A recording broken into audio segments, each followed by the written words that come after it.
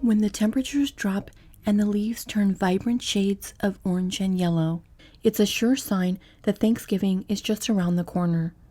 The only thing better than the feeling of crisp autumn air are thoughts of time spent with family around a table filled with delicious food. In today's video, I'll be making a budget-friendly Thanksgiving dinner. I started picking up the ingredients for my meal a couple weeks ago. Whenever I would find a good price on something, I would add it to my cart. Sometimes I do extreme budget holiday meals. This is more of a modest budget.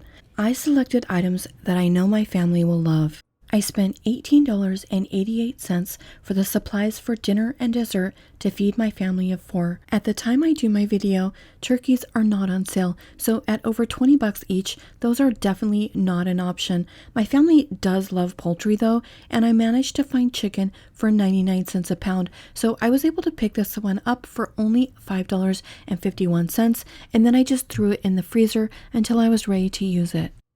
Potatoes haven't been on sale recently, and in fact they were quite expensive, and I actually do prefer to get the pre-made mashed potatoes anyway. I feel like Thanksgiving dinner is such a production that any shortcuts you can take to save time are good. This year I'll be making a homemade stuffing, also known as dressing, and mine will be vegetarian. I got some thyme, which will go in my dressing, as well as the chicken, and it's going to make a nice decoration for my chicken platter as well. I always like to get fresh herbs for the holiday. It's kind of a treat, but obviously you can use dried herbs to cut this budget down even further. For my vegetable, I picked fresh green beans just because my family loves those, and it was a little more expensive. If you wanted to get canned beans, you could probably do that. And then for my dessert, I'm making little cheesecakes. I also have an optional appetizer add-on for any of my viewers that might be hosting larger gatherings, or maybe you're just required to bring one item on a potluck style get-together and you're not sure what to bring. I found an appetizer that I was excited about, so more on this later. For my dessert, I decided to make a cherry cheesecake, and I'm just using a box mix for this. I noticed that they had the Great Value brand at Walmart for about 10 cents cheaper, but the reviews weren't as good, so I decided to stick with the Jell-O brand. I chose this dessert because my family loves it, and also I already have milk and butter and sugar at home. I plan to use these little glass serving cups to make individual portion sizes. I feel like they really help to elevate the look of the buffet table, more elegant and more formal, which I think is suitable for a holiday gathering. I made this same dessert for one of my Christmas videos once, and I think in that video I used some of the small clear plastic dessert containers that I got from Dollar Tree, and those are actually nice because they're a little bit smaller than these, and I think in that video I double layered them.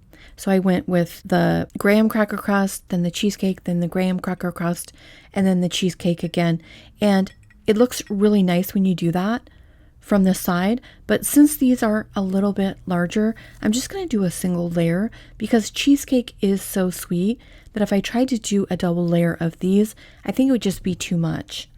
When I make these, I like to have a little container of hot water to dip my spoon in so that the cheesecake doesn't stick to it and it's easier to smooth out. I also like this mix because there's so many different ways that you could customize this and make it your own. You could add in pineapple. You could make this, many times I've made this a key lime instead of cheesecake. So many different ways to customize this. And anything that can be done the day before is good. It's just one last thing that has to be done on Thanksgiving Day. I'll fill all of these and then put them in the refrigerator, and I'll wait until tomorrow to add the cherry topping. If you're a regular viewer, you know that I like to set a holiday table, and every year my decor is a little different. This year, these green candles were my inspiration. I wanted my decor to incorporate this color green, and then I just wanted something very simple and easy. I was thinking about my inspiration candles when I was at Walmart, and I saw these Thanksgiving picks on sale on an end cap. I found a couple of picks that I thought matched in with my color scheme, and I also found these little black and white pumpkins that I just fell in love with. I picked out some of the items that I already had in my Thanksgiving decor box that I thought I could incorporate into this year's theme, and I decided to rework my floral centerpiece, which is something I tend to do every year. Maybe for Christmas I should make myself do something different for a centerpiece, but it is such an easy and inexpensive way to make a centerpiece. Last year I had touches of blue and cream and I thought it turned out really pretty, but this year I'm wanting a natural color green. Anyway, I'll show you what I came up with for my decor later in the video. I picked up these cranberries at Walmart a couple weeks ago. I decided to put some of these in my freezer for later use. I like to add these to my oatmeal and also to smoothies. This is the portion that I'll be using to make a cranberry sauce with, and I did rinse these. You can't really tell in the video, but this is actually my very small cast iron skillet. Since I'm making a smaller portion, I thought that this would work just fine. And since this isn't my first time making cranberry sauce, I know that these are going to release their water and then they'll become a little bit smaller in the pan.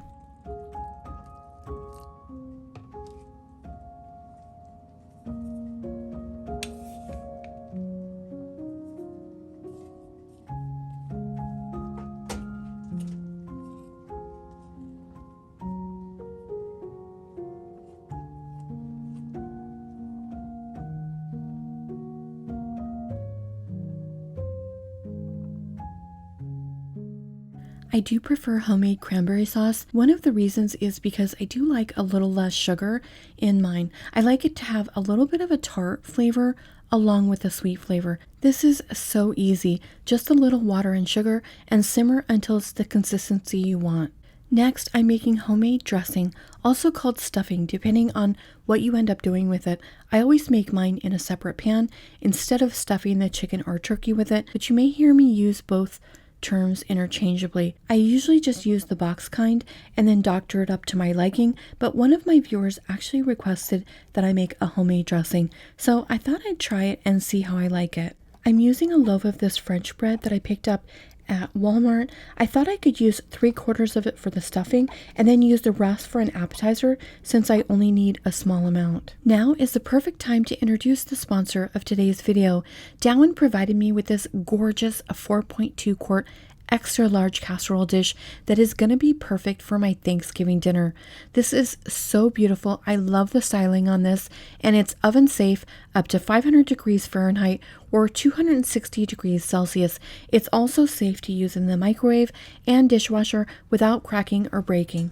This has a double-handled design, which makes it easy to hold getting in and out of the oven. It's 9 by 13, which is a standard size for many recipes. I can already think of lots of different dishes I'm going to want to make with this. This pan is extra deep, so I'm going to need to use the rest of the bread. And since I never seem to have enough stuffing, I'm sure my family will be just fine with that. This would have been a great pan to bake my chicken in also. This dish would be a perfect gift choice for weddings, birthdays, Thanksgiving, or Christmas. I'll put a link for this pan in the description area of my video. I'm going to toast half of my bread cubes just to give it some better color, and I think it's going to help with the overall outcome. And then I'll start sauteing my onions and celery and get those soft.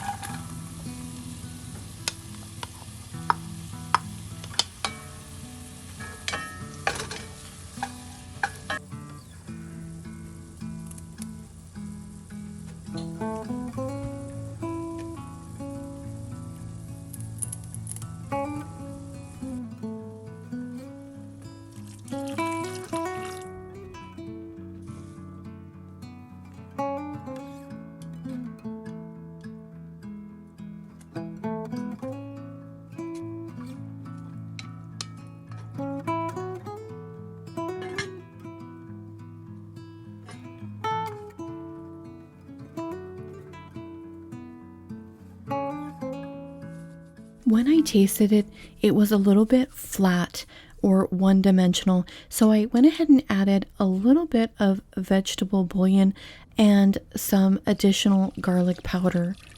The trick on making this is making sure that you have the right amount of liquid to bread ratio. So my plan was to have a little extra liquid and then to stop when I felt like it had enough. And I have to say, this tasted outstanding. It was really delicious. Like I said, you may want to just add chicken broth to yours, but I made mine vegetarian this time, and it has such an amazing flavor. You want the flavor to be a little more intense because you're adding it to bread. And then I have one other item that I always do that's optional, and that's I add in some chopped jalapenos along with a little bit of the pickle juice. By adding in this kind of jalapeno, it doesn't add any heat at all to the dish, but it does add a nice bit of flavoring. Something about the pickling process that tames a jalapeno down, so I prefer to use those. Of course, you can also buy a jalapeno for about 15 cents or less, and then just pickle them yourself with a little vinegar and sugar and water. I don't think my family knows that I add these in, but they do love my stuffing. And the amount that I ended up adding in was 4 cups, but that amount is really going to vary based on what kind of bread you use, how much bread you use, and how wet or dry you like it. We tend to like it a little wet on the inside and then a little drier on top so that you kind of get the full shebang. Some people like a really, really wet dressing. I've never been somebody that likes that. And I'm saying what we like. I'm actually speaking for my family. They don't really know any different. They just grew up eating my dressing and they like it. So I guess everything is relative to what you grew up with. And I actually think this would be best if I added in a couple of cornbread muffins. If I had any left over from last week, that would have been delicious in here to give it a little bit more of a variance in the flavor. But unfortunately, I did eat all of those and I didn't make any more. If there's an option on the boxed kind, I usually do buy the cornbread stuffing. I gave my pan a very light spray of oil just to make sure nothing sticks to it. I usually buy 2 boxes of stuffing to make enough for my family, and I noticed that Walmart has them for 98 cents, and I spent $1.54 for this bread, so I'm really only saving about 50 cents. I'm not sure it's going to be worth it for the amount of time involved, but if you need to make a vegetarian dressing, for example, maybe somebody's coming to your party that's a vegetarian, those options were a lot more expensive, so I think that this would be a good option for you in that case. Regardless, I'm excited to see how this turns out because that broth is delicious, and I think the French bread is going to give it a really nice texture. I saved some extra broth just in case I need it. I would recommend tasting it to see if you think you want to add any more. I actually think this is perfect just like this. Normally I bake mine covered and then take the foil off halfway through so the top gets nice and crispy. Total time in oven is about 45 minutes. Obviously, if you need it to dry out a little bit more, then just leave it in longer. Okay, now let's prepare the chicken for baking, and there's really nothing easier than baking a chicken, but I did want to show you a few things because I do have some younger viewers that watch my channel, and maybe they've never baked a chicken before, and the same thing goes with a turkey. The neck is on the inside of the chicken, so you have to pull that out, and there are also some gizzards in there that you'll want to pull out.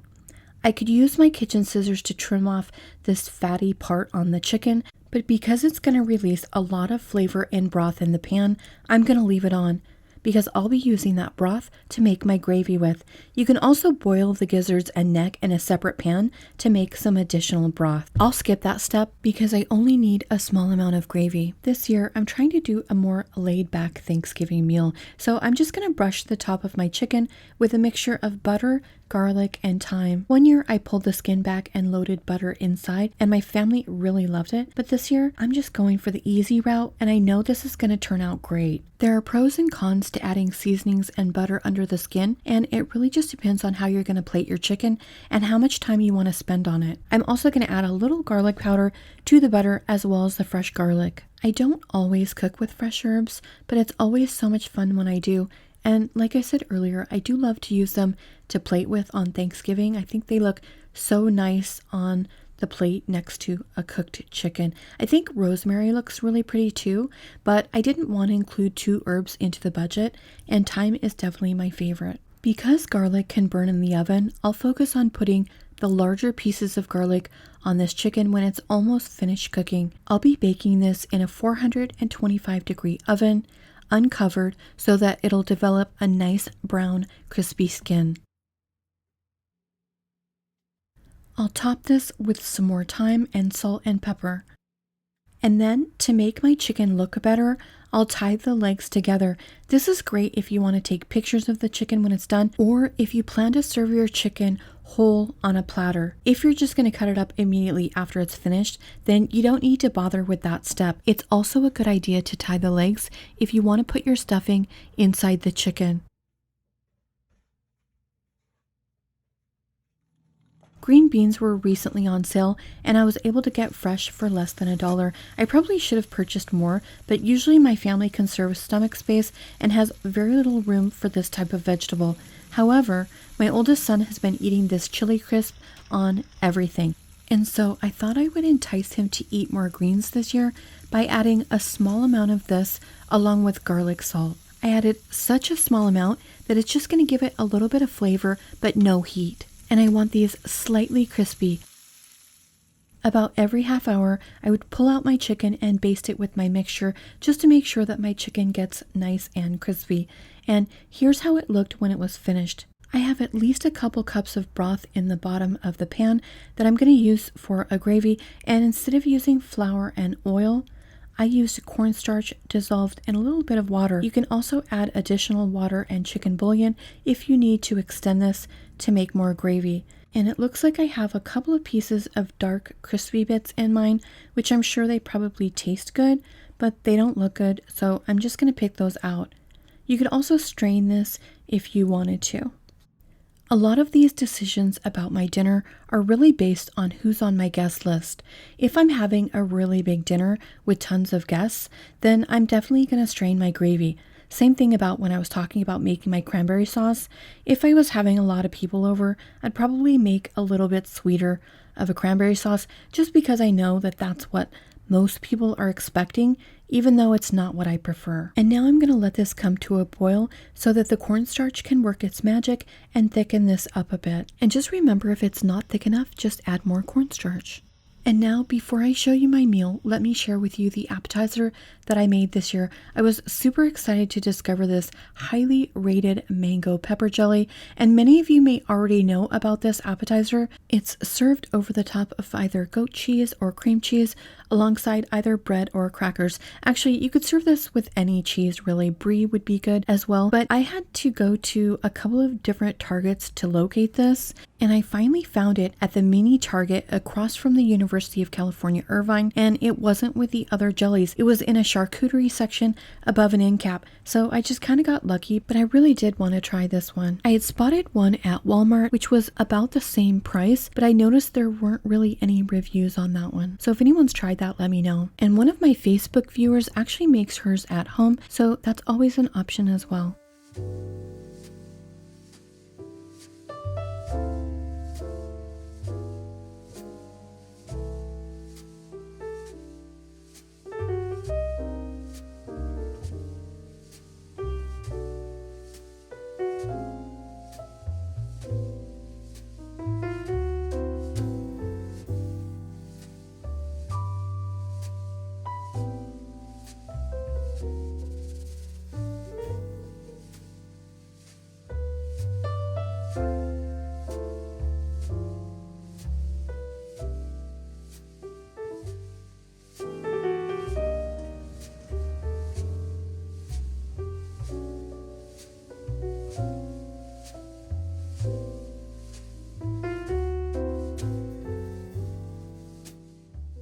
Okay friends, I hope seeing my Thanksgiving dinner is helping to get you in a Thanksgiving frame of mind. Now let's see how I did on my food. I do love the pepper jelly. I originally planned to just cover a block of cream cheese and then stack some crackers around it, but I have such a small gathering this year that I just decided to do individual serving sizes, and it worked out well for us. My whole family did like that appetizer. The stuffing definitely has a different texture than normal. Some pieces are kind of chewy, and the flavor is awesome. My family loved this dressing a lot. Actually, they were fighting over leftovers, but honestly, I don't know that it's really any better than I normally make, but I always do doctor up the boxes anyway. So yeah, it's just a time consideration. The cranberry sauce is delicious, so much better homemade, and the green beans were fabulous. Even my oldest son was raving about these. I was wishing I would have purchased more. and my family said that the chicken and the gravy was delicious. Okay, now let's talk about what I didn't like this year. I did not like these mashed potatoes. I was wishing that I would have spent an additional 50 cents and purchased the Bob Evans brand. I like those so much better. And also, mashed potatoes are such a popular item in my family that I should have purchased the larger size. One of my viewers told me about the Idahoan 4-cheese mashed potatoes, which I just happened to have some in my pantry to try. So I made up a batch of those for my sons to eat with some of their leftovers, and I really thought those were good. I thought those were a great instant option that's also affordable. I wasn't really feeling my decor choices this year. If I look at videos or pictures of my other Thanksgiving dinners, I definitely like the decor better in previous years, but I was mentally having difficulty getting in the mood for Thanksgiving this year. And I think one of the reasons is because I was trying to get my video out a little earlier. I'll put a link to my other Thanksgiving videos at the end of this video. I have another great appetizer recipe in one of those videos, and I also have more budget ideas for desserts and entree items. I hope you like this year's Thanksgiving video. Thanks so much for watching, friends, and I'll see you Sunday. Morning has broken, my windows are open. Wanna feel the wind blow through my hair. Which way do I follow? What happens tomorrow? I turn to you and hope you can guide the way. Sometimes I get